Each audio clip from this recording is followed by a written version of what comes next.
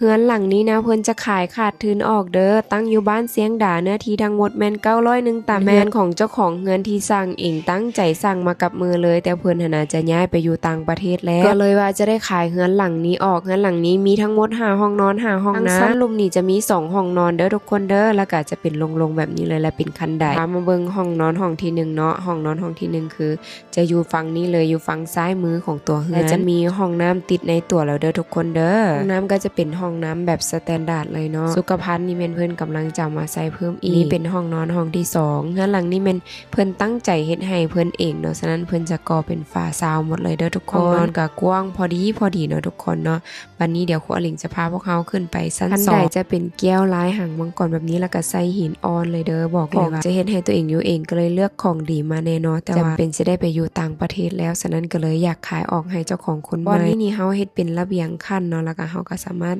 เดินเบิ่งวิวหน้าบ้านที่เพิ่นใส่เป็นแก้วและสีขาวๆแบบนี้ข้อดีก็คือจะมีความสว่างความโล่งๆเนาะอันนี้เป็นห้องนอนชั้นเทิงเด้อทุกคนก็จะคล้ายๆห้องนอนซ้ำรุมแบบเมื่อกี้นี้เลยชั้นเทิงนี่จะมี3ห้องนอนเนาะทุกคนแต่ว่าห้องนี้จะเป็นห้องรวงใส่กันเลยเด้อเฮาสิคั่นเป็น2ห้องนอนก็ได้หรือว่าเฮาสิเฮ็ดเป็นห้องนอนเดี่ยวก็ได้เพราะว่ามีห้องน้ำอยู่คนละฝากความคิดเจ้าของเงินเพิ่นจะบิวอินตู้คั่นไปจังซี่นะเพิ่นก็เลยว่ายังบ่ได้เฮ็ดฝาเนาะทั้งหลังนี้ก็สามารถย่างออกมาชมวิวได้เนาะรู้สึกเย็นๆเด้อเฮือนหลังนี้นะทุกคนและนี่ก็จะเป็นห้องน้ำเนาะห้องน้ำก็จะคล้ายๆกันคือกันใครที่ว่าอยากได้เฮือนแบบมีหน้าบ้านกว้างๆเนาะเฮือนก็โล่งๆกว้างๆสามารถจอดรถได้หลายๆคันแบบนี้นะทุกคนแล้วการตกแต่งทางในเดี๋ยวเฮามาตกแต่งเพิ่มเป็นสไตล์ของเฮาเองว่าเฮือนหลังนี้เหมาะสมแฮงราคาอยู่ที่